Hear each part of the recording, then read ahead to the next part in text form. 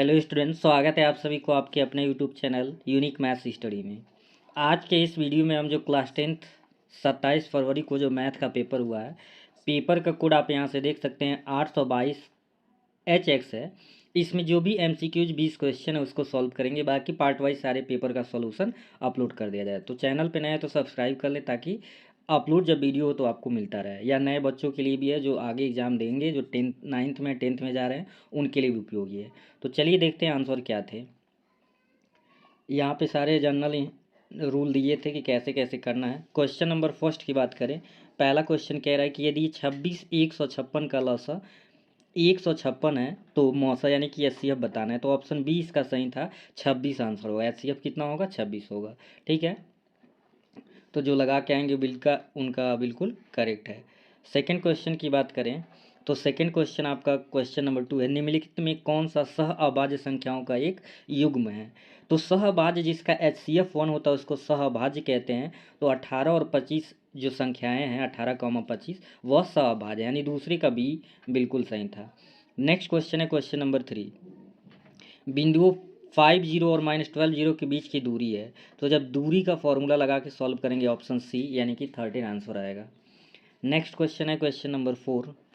Question number 4 कह रहा है वह छोटी छोटी संख्या जिसको 35, 56, 91 से विभाजित करने पर प्रत्येक दशा में 7 शेष फल आए। तो इसका ऑप्शन सी सही था, 3647। ठीक है।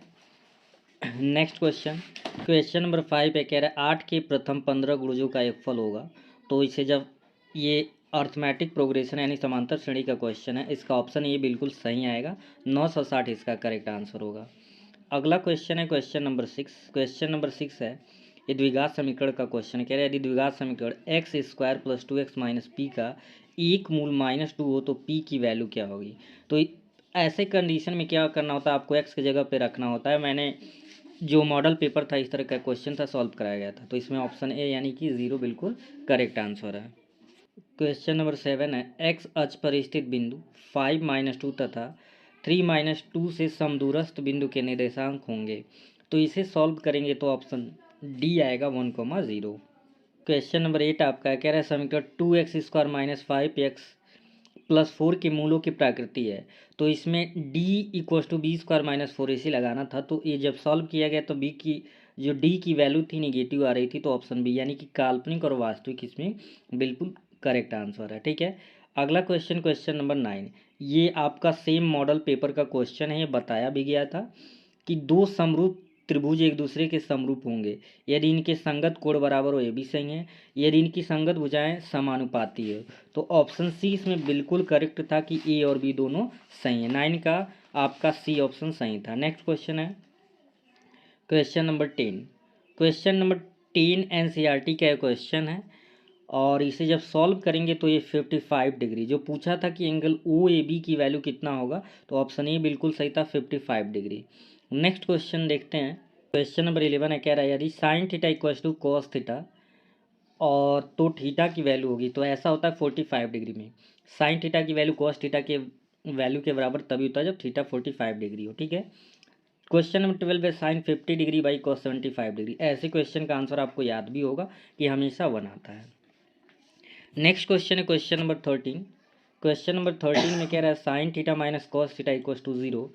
तो sin पावर 4 θ + cos पावर 4 θ का मान ऑप्शन बी बिल्कुल सही है, 1/2। इसमें करना क्या था, sin θ - cos θ = 0 था, sin θ = cos θ हो जाता और फिर नीचे भेज देते, यहाँ थीटा की वैल्यू 45 डिग्री रख आ जाता और फिर इसमें रख के सॉल्व करना था। अगला क्वेश्चन है क्वेश्चन नंबर 14। सेक ये प्लस tan है फर्स्ट ब्रैकेट में और सेकंड में 1 - sin है। टोटल आपका क्वेश्चन NCERT से है, जबकि पहले ही बताया गया था कि NCERT का बुक सफिशियंट है, उतना पढ़ लेंगे, बाहर कुछ नहीं आएगा। तो सेक की जगह पे 1/cos ही लिखना था, tan की जगह पे sin/cos लिखना था और सॉल्व करेंगे तो डी ऑप्शन डी ऑप्शन यानी कि cos A इसका बिल्कुल सही था। क्वेश्चन नंबर 15 आप यहाँ पे देख सकते हो, कह रहा है चित्र में O को बिंदु A तथा P से देखने पर औन्मन कोण की माप क्या है। तो P तो दे रखा है 45 डिग्री और A जब निकालते हैं यहाँ पे 45 A था, ये 90 डिग्री हो गया, तो ये भी कितना आता 45 डिग्री। तो इस तरह से अगर हम इसका करेक्ट आंसर की बात करें तो इसका ऑप्शन सी बिल्कुल सही था, 45 degree and 60 degree, 45 degree and 60 degree. अगला क्वेश्चन क्वेश्चन नंबर 16 जो कि त्रिकोणमिति का है, किसी त्रिभुज एबीसी में सी 90 अंश का है, टेन ए दे दिया 1/√3, तो sine A into cos B plus cos A sine भी निकालना था। तो आपको त्रिभुज बना के त्रिभुज की सहायता से sign A cos A sine भी निकालना था, और जब वैल्यू रखते तो ऑप्शन सी आता, यानी कि 1 इसका ऑप्शन सी 1 करेक्ट आंसर होगा। नेक्स्ट क्वेश्चन है क्वेश्चन नंबर 17, कह रहे एक घड़ी की मिनट की सुई आर सेमी है, लंबी है, 1 मिनट में मिनट की सुई द्वारा बनाए गए त्रिज्यखंड का क्षेत्रफल, तो ऑप्शन ए होगा पाई आर स्क्वायर बाई 60 डिग्री। बाद में इन सब का डिटेल में मैं सॉल्यूशन भी प्रोवाइड करा दूंगा। अगला क्वेश्चन है क्वेश्चन नंबर 18, 1/2 सेमी व्यास वाले किसी ठोस अर्धगोले का संपूर्ण पृष्ठीय क्षेत्रफल होगा, तो इसमें ऑप्शन बी होगा, क्योंकि ये डी दिया है 1/2 तो आर होगा डी दिया 1/2 आर हो जाएगा 1/4, और रख के जब सॉल्व करेंगे 3 पाई आर स्क्वायर में तो 3/16 पाई सेमी आपका, यानी ऑप्शन बी बिल्कुल करेक्ट आंसर था। ठीक है, नेक्स्ट क्वेश्चन है क्वेश्चन नंबर 19, किसी बारंबारता बंटन के लिए माध्य और माध्यक क्रमशः 26.1 और 25.8 हैं, बंटन के लिए बहुलक होगा, तो ये फॉर्मूला ऐसे सॉल्व करना था। बहुलक इक्वल टू होता है 3 इंटू माध्यिका माइनस 2 इंटू माध्य। सॉल्व करने पे 26.7 करेक्ट आंसर आ रहा था, लेकिन ऑप्शन में दिया ही नहीं है, तो मान लीजिए संभवतः डी। अब एग्जामिनर के ऊपर डिपेंड करता है कि वो डी को सही मान रहे हैं कि नहीं मान रहे हैं, या तो सबको देंगे या तो डी को सही मानेंगे। तो 26.7 इसका करेक्ट आंसर था, यानी कि ऑप्शन डी मान सकते हैं कुछ समय के लिए। 20वां क्वेश्चन है केंद्रीय प्रवृत्ति की माप, इसमें से कौन कौन सा है, तो माध्य भी निकालते हैं केंद्रीय प्रवृत्ति की माप के द्वारा, माध्यक भी होता है, तो ऑप्शन बी और मतलब ऑप्शन डी इसका सही है, बी तथा सी। बारंबारता तो किसी का हम क्या करते हैं, माप के अंदर की वो बातें होती है कि किसी माप में अगर जो किसी संख्या की पुनरावृत्ति सबसे अधिक होती है वो बारंबारता होती है, तो केंद्रीय प्रवृत्ति की माप आपका ये दोनों है, बी और सी। तो आप कमेंट सेक्शन में बताएंगे आपके कितने क्वेश्चन सही हुए, बाकी के क्वेश्चन भी आपको सॉल्व करवा दिए जाएंगे।